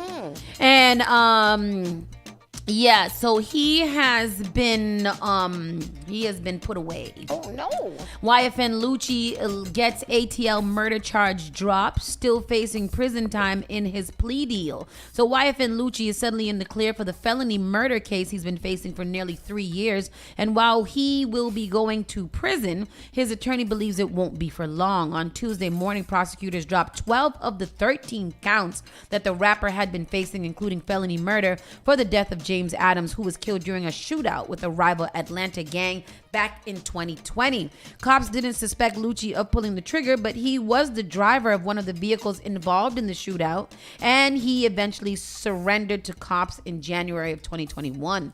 Lucci, whose real name is Rayshawn Bennett, pleaded guilty to 1 count of violating the Street Gang Terrorism and Prevention Act and will have to do time for that as part of the plea deal. He was hit with a 10-year sentence plus 10 years probation. He's getting credit for time served. Lucci's been in jail waiting his trial since the spring of 2021 when he violated his release on bond by going to a strip club. Yeah. However, his attorney Drew Fiddlings believes his client will only be locked up for a few months. He tells TMZ, as he has maintained for 3 years now, Mr. Bennett will not cooperate in any other case. By entering into this resolution, he will be eligible for parole in as early as 4 months from now. The prosecution has also agreed that he should be released early on parole and that this will allow him to get back to his children, family, and his career. Oh, that's good for him. Y'all think he snitched? I think he snitched. Allegedly. I don't think he anything. Didn't snitch. He did not plead the fifth. Oh, I see what you did there. Yeah. Ryan Gosling slams Greta Gerwig for her Maggot Robbie. That sounds like no. Oh, he slams Greta Gerwig. Yes. And Margot Robbie Oscar snubs. So basically, that story is that people are upset because Greta Gerwig is the producer for the Barbie movie, which was, of course, one of the biggest movies this year, and Margot Robbie played Barbie. Mm-hmm. They were not nominated for producer or actress, best actress in for those movies, and people are really, really upset about it. Was the movie good? No, but Which Barbie movie? was one of the biggest movies last year. It grossed the most money, and it was this female producer, which was a huge deal. Yeah. For her, and Margot Robbie, of course, playing the Barbie role, and so people are upset because those two weren't nominated for best actress or producer. People are upset about that. I'm not upset. Yeah. I didn't hear good. Like, for me, I think that best actress and best whatever, because there's a lot of high grossing movies that are not good, but because the pomp and circumstance surrounding them and the marketing budget that they put behind them. But if you didn't do a good job, then you shouldn't get nominated, and it shouldn't be about how much the movie made, because the movie made that money based off of marketing alone. Yeah. Like, I don't think if they had that big of a marketing budget that it would have made that big of a splash. Like, I still don't care to watch it. And it's on one of the streaming things that we have. Oh, really? For free now? Yeah, for free. Oh, I'm gonna go watch it today. I think it's on Disney. I'm gonna go watch it today. I'm gonna watch it. Yeah. Free. Free. Tristan Thompson suspended 25 games for violating. What Tristan Thompson did again? Tristan, you don't want to Juicing. Relax. Out here juicing. This man is always in the news for something other than basketball. He's just awful. Cheaters are going to cheat. The NBA announced Tuesday that the Cleveland Cavaliers forward is officially suspended for 25 games for violating the league's anti-drug program. I didn't even know that he was still playing foosball. I was going to say football. Whatever the game is, what he plays. Thompson tested positive for banned substances, ibutamoren and SARM LGD 403, which are considered performance enhancers as they increase user strength. And he was on the steroids, Tristan. Roided. It was juicing. Tristan was out here. Oh, but you don't need no steroids to go get everybody pregnant. Huh? I was going to say, I thought steroids affected your performance, but obviously He's not. fur too. That is crazy, Tristan. Thompson tested positive for all those things. The NBA Champion suspension will begin with Cleveland's road game against the Milwaukee Bucks on Wednesday. Thompson, who is only 32 years old, has yet to address the suspension. Only 32? I thought he was a big grown cheetah. Thompson's agent, Rich Paul, didn't immediately return Page Six's request for comment. The athlete, who also doubles as a reality star, which sometimes appears on the Kardashians, when he is and isn't cheating on Khloe Kardashian. This is Page Six is are they shady. still together? Yeah, no. Remember, he wants to be with her, but him and Kim Kardashians are besties right now. How old is Khloe? Probably 30. Oh God. He rejoined the Cavaliers back in September after signing a 1-year contract. They shouldn't pick him. Thompson, who she's 39. Who she is? Yeah. Oh, really? Mm-hmm. Oh, she was robbing the crate. That's what you get for messing with these young boys. Mommy says when you play with puppet, it does lick your nose. Hello.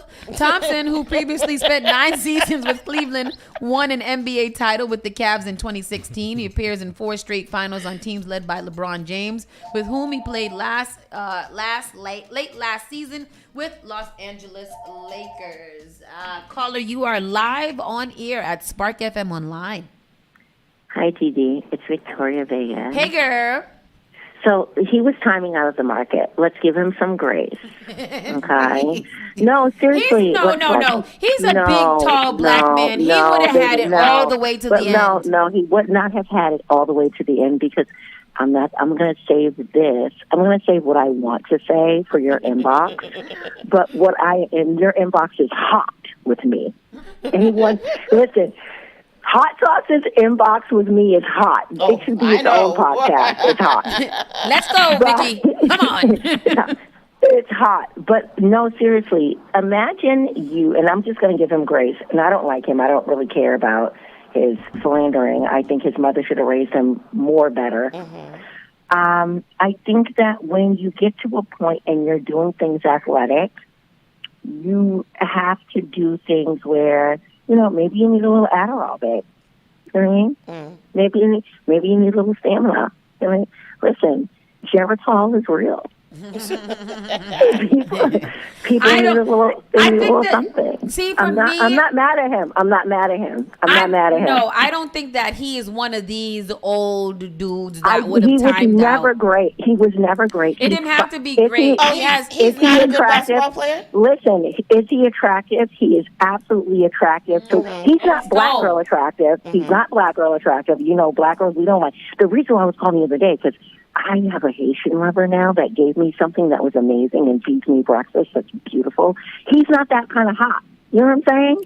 He's not hot. He's not black girl hot. No, he definitely is.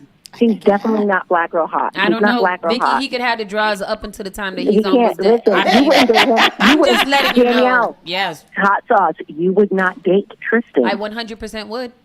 Why would you? Because he's fine and he's tall. You're a millionaire on your own. You're hot. Nope. I would date Tristan Thompson. You should date me. Nope. And then I would give you boyfriend. Tristan Thompson is fine, and he's a basketball player, and he's popular and well-known and all of that. He's not fine. He's not finer than a lot of the black men that we have in Boston. Yes, I tell you that. I tell you Vicky, that. where do you be at? Like that. Bye, Vicky. You talking crazy? Baby. I got a Haitian boy right now that I would sell to the highest bidder. He's so fine. Send me a picture. Bye. I'm going to send him a pic. I'm going to send you a pic. Bye. Because Vicky on here talking crazy. Tristan Thompson ain't fine. That man is fine. And you know he gonna be a and look at his teeth. They so straight and beautiful. A fine salt and pepper when he get a little mature. Oh, you've been seeing them videos of that salt and pepper gang? There's one of them that I am in love. I love him. Oh my God, I think his name's Terrence. Boy, the only reason why I wouldn't trade Tristan Thompson because I feel like first of all, he's a cheater on many different levels, not only in his career, but in his personal life and everything else. So I can't really deal with that kind of man. However, if he didn't have those negative attributes, I would definitely be swinging from it. Swinging. Climb that tree. Hello, tall glass of water. We'll Tarzan off that MF. I'll tell you that right now. Such an idiot.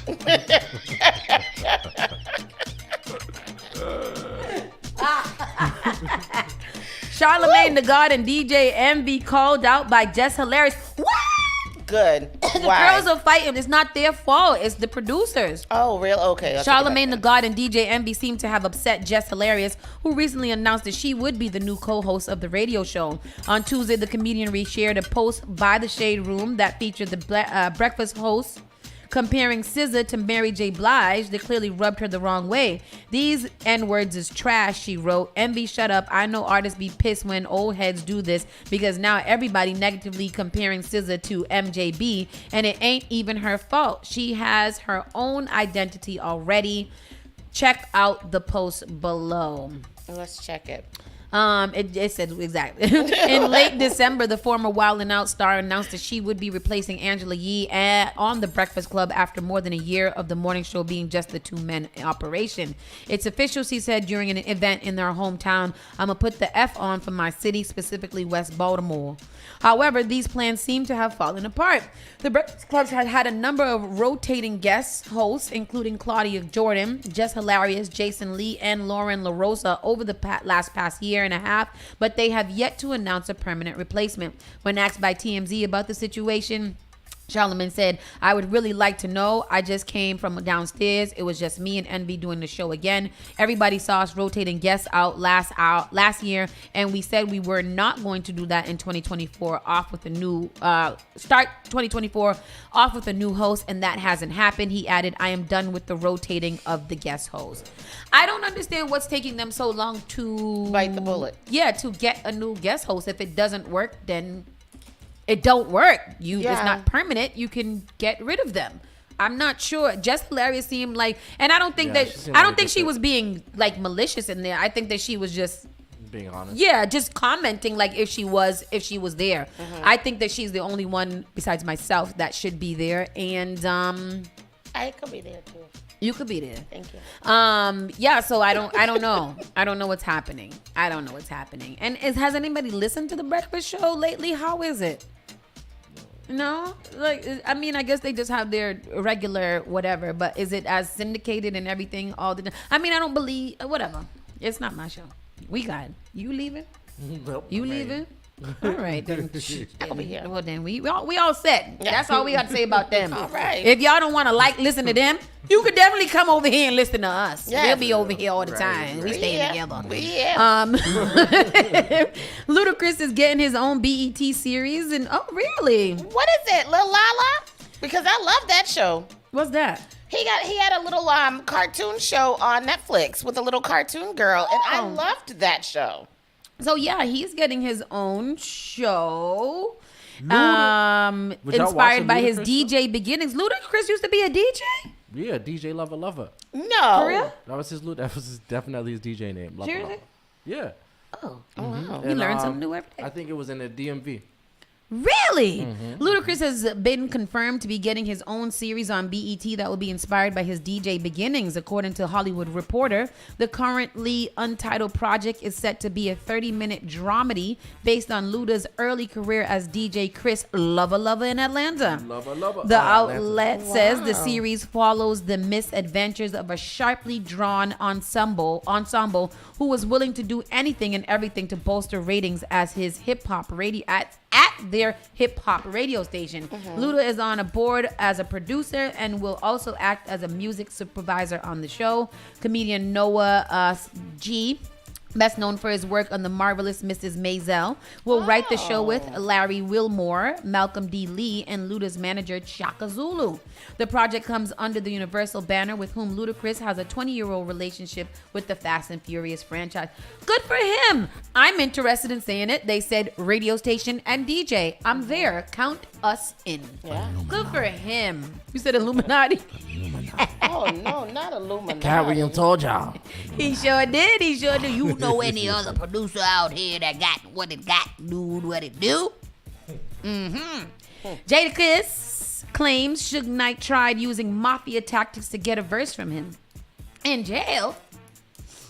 When did he do that to you, Jadakiss? He been in jail for about 10 years. Suge Knight be doing some things out the jailhouse. A whole podcast, a whole movie theater. Everything. However, Jadakiss has revealed that Suge Knight tried to use mafia tactics to get him to work on a song, but it ultimately didn't work. Why not? During a visit on the $1 Million Worth of Game podcast, Jadakiss reflected on his history with Knight, and according to Kiss, the two have mutual respect for one another due to Knight having worked with Rough Riders co-founders Joaquin Wah and Darren D. Dean. However, when it came to Kiss working with Knight professionally, things were going on that didn't sit right with the New York rap legend, as if Knight was trying to strong arm him into working together. There was a time where he was popping up everywhere I was at. The shit was crazy. And Kiss, like, I had a West Coast trip. I would be anywhere and he'd just be there. It was like somebody was calling him, telling him everywhere I was at. He continued, I think he was trying to get me to do a song, but he was doing it a little weird and it never happened anyways. He was better off calling somebody saying, yo, I need Kiss. I got this much money and this is a song. He was really trying to mafia the verse out of me, but that shit didn't work. That sounds scary, Jadakiss. I know. You went through that? Suge Knight's scary. Suge Knight tried to extort his, what is it, extort? Yeah. He tried to extort everybody back in the day. What the hell was Suge Knight's problem? Like, why was he so terrible? I don't know, but that's basically how Death Row started. As being terrible? Death Row, so Suge Knight had an artist that he was managing back in the day, right? And that artist used to work with Vanilla Ice. And he claimed that... What happened to Vanilla Ice? He claimed that he co-wrote some of Vanilla Ice's songs or whatever. So Suge Knight pulled up on Vanilla Ice and was like, hey, yo, if you don't sign this, then, you know, whatever. He basically threatened him into signing a contract. Basically, Vanilla Ice ended up giving away, I believe it was like 50% of his publishing for Ice Ice Baby and a couple other records. And that's the money that Suge Knight used to start Death Row Records for. From Vanilla Ice? Yeah, from the money that he extorted. He extorted. Extorted. Yes. Extorted from Vanilla Ice. Yeah. That's insanity. Yeah. That's crazy. And that's a fact. Vanilla Ice is currently working for Capital Lighting in Florida and has designed what he calls the Vanilla Ice Lighting, a line of chandeliers and wall sconces. But fair play to him, at least he's trying to lighten up his path. You know that? I mean, that's interesting. He's into real estate now and a whole bunch of other stuff, but he's nowhere near broke.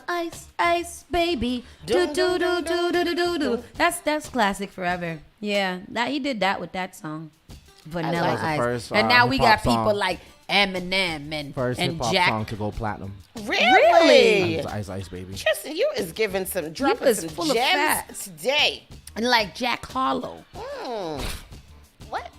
Who else is the other white boys in this? Is Paul Wall, Mike Jones, Vanilla Ice, Eminem, MGK. MGK is white. Millie's, yeah. Sammy Adams. There's a Sammy Adams. That's a Boston rapper from Boston. Really? That's very endless. Just the white boys be getting out here. The white boys as in they rapping game. Macklemore. What happened to Macklemore? I don't know. You gotta. He had that one. He had like 2 songs, and then he just kind of fell off. Was it Thrift Store? Yes. Yeah. Yes, and he went big with Thrift Store. Yeah, that was super big. Snow. Yeah. Snow. That is rappers, interesting. Beastie Boys, Action Braxton, Yellow Wolf, Lil Dicky, Macklemore, Machine Gun Kelly. There's a lot of them. Asher Roth, ASAP Rock, Post Malone. There's an ASAP Rock and an ASAP Rocky. Oh, ASAP Roth. ASAP Rock. Oh, I don't know if he should have And then there's that. Jack Harlow, Paul Wall, Logic, Pitbull. Pitbull's not white. No, he's not. He's Spanish. He's Spanish. Cuban, maybe. Dambale gasolina. Dame How mas dare they? gasolina. He sing that one? No. Which He one is sings, Pitbull? I got options. Bubba Sparks. One.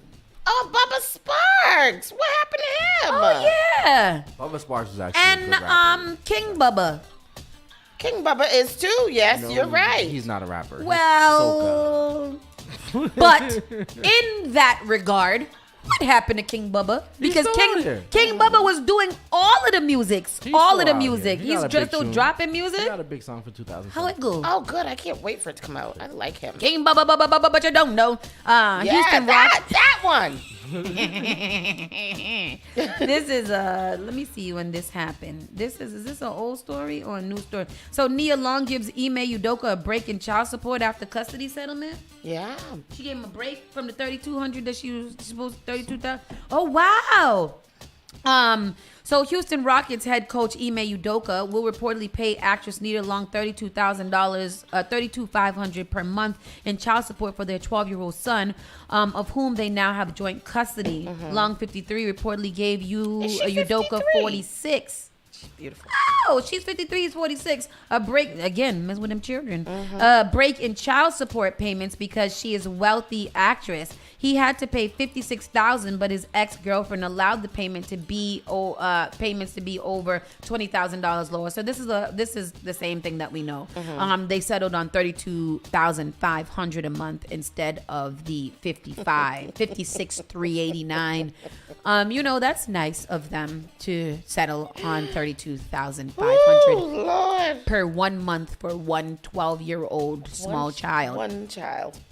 Wow, she's still Yesterday, working. while Armani was here and we were fighting about affordable and how much people make, like there's families out here that are making $35,000 per year. Yep. Families. Yep. Full. I'm not saying she should not get this. I'm just saying just put things in perspective yeah. about how we live poor. What we doing here. How we poor. $32,000 a month. What would you do with 32? Girl, you wouldn't. I would not talk to y'all. The people who get $32,000 a month in child support, what is their rent that they're paying? Because it's $20,000 a month that they're paying for the rent of their penthouse apartment, right? So, I mean, you're still left with $12,500 a month. And you're gonna get another 32 in the next month. That's coming right after. While you're still making money that you're making money on. Yep. So where did I go wrong? Girl. Hello. Common says he is the Marion type after confirming Jennifer Hudson romance. So I was in deep discussion with this the other day about what is wrong with Common. Common has had a lot of high profile relationships, and all of them have not ended in any type of longevity. I think it's like 2 years. Yep, 2 years is his streak. Is his thing, and he's with Jennifer Hudson now. Yeah. Do you think that you think Common is Common the older male version of that little girl, Lori Harvey? Yes. Common is the common denominator in all of his failed relationships, first of all. I wonder if he would say that the relationships were failed, or if they were just, maybe Common's intention is not to get married. Maybe his intention is just to be in good relationships. We have the clip here. Yeah, let's Down see. to business, Mr. Common. I'm a host, and so I have to ask you this question, because everybody always want to know this. Are you dating anyone?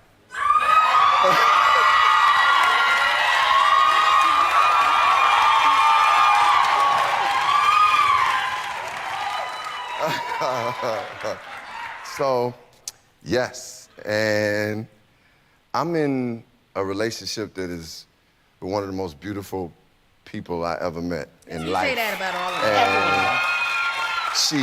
She's smart. She loves God. She has something real down to earth about her. She's talented. But I set my standard kind of high because she had to have an EGOT. She had to win an Oscar on her first movie. I set my standard high. She had to get her own talk show. Oh, okay. Yeah, Now we gotta get down to business, Mr. Common. I'm a host. So what that mean? He's with her. Yeah. So he was just kind of describing her inside of that situation. Oh, that was them letting it out the bag. But we already knew. She definitely speaks like a slave. 100%. Yeah. How you doing? But it's, oh my God. I the host, so I got to ask you a question. Oh, who you dating? Somebody? Oh, you. Okay, man. Jennifer Hudson is very talented. I think she's great and all the things. She definitely sleeps like a slave. Speaks like a slave. Yes. 100%. Yes. Where's she from? Slave Town. Plantation. Yo. Awful. I love her. I want y'all to know I love her. However, I'm not watching her show, and nor am I excited about the fact that she does have one. I heard it's very good. My mom is a lover of the show, She's so a you fan. know. Oh wow, she's from Chicago. Oh, her and Common, they both from Chicago. Yeah. Oh, well, they got that's nice. something in common. Literally. Yeah. What do you feel about? How do you feel about being the sixth high-profile person that Common has dated? See, that's what I think, and then when everybody's talking about it, like Common be really, really in love with these people too. He be in love. He's in love. So, yeah. Just to name a few: Taraji, Serena, Jennifer Hudson, Erykah Badu, Tiffany Haddish, tennis player, Serena Williams. Yep. Yeah.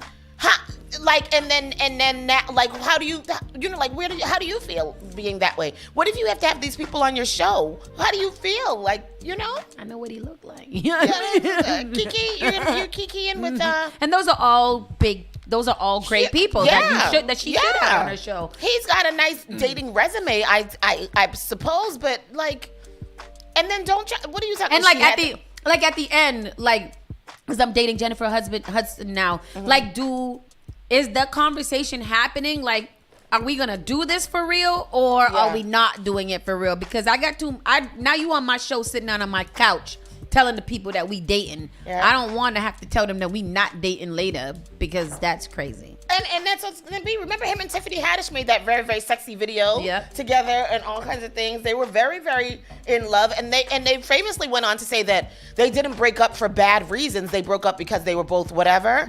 So what if there's residual feelings there? Like, that's just weird. Very interesting. That's all weird. Very, very. He should date people who nobody knows. Like, date the show producer. You know what I'm saying? Or date a news anchor or something like that. It's interesting that there was one of those posts the other day on one of those things. This lady and this princess in China somewhere, she gave up all of her royalties to date a commoner, and now she's out here catching a taxi and things like that in New York, living her best life. Would you, if you had a lot of money, or you had a royalty and stuff, would you risk it all for love?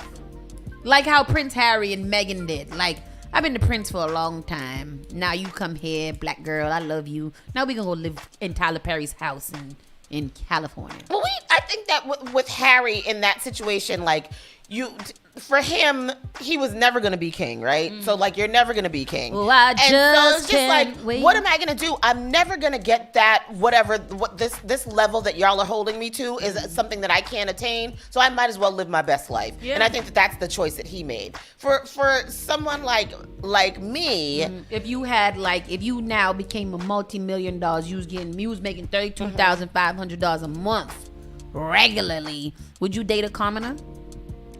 I don't know. What about you, Tristan? That's tough. Making how much? Like, if you was making over $1 million straight revenue a year that you stack, your net worth is lit, would you date a commoner, or are you dating more so on your boss ass level? Think about it. Because I've been thinking about that.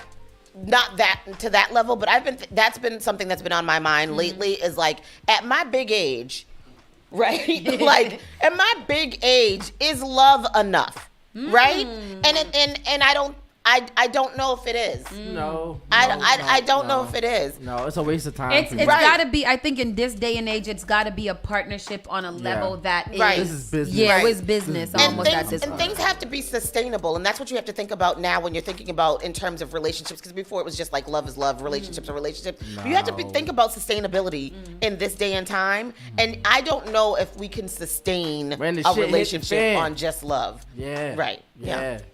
Yeah. Very interesting. Very soon, ladies and gentlemen, we're gonna be. Schneider said he would buy the a world harem. will be burning in flames, and you're gonna need somebody to help you. Yeah. Y'all gonna have to figure that out together. Yeah. So, Well, Wanda says, I say no, I'm not giving up my lifestyle. And Schneider said he would buy a harem. Shakay says, because you need intimacy, because once those blue pills stop working, what are you going to do? Yeah. Yeah, stability, security, sustainability, those are the type of things that you definitely need. But that's just love. Like, what about the rest? No, I got to be a little money.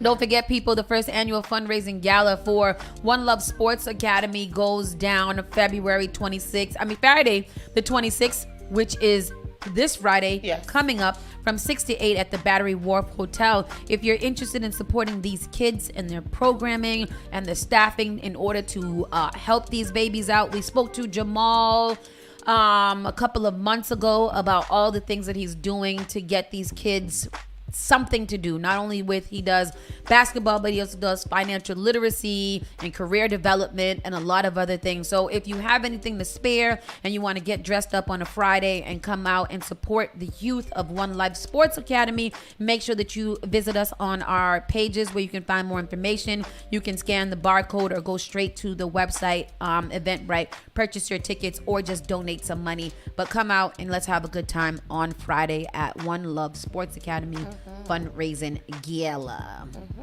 Gala. With that said, people, we gotta slide up on out of here. Bobby Steels is up next from 11. Smelling amazing. Smelling. From 1 to 2. What is it? 1 to 11 to 1. 11 to 1. He's got a special guest on right now, so just keep it locked right here and enjoy the show. Yeah. Spark FM Online, Saucy and Friends in the Morning. We are out of here. The only thing that does matter is great music, and you will find it here. The all-new Spark FM.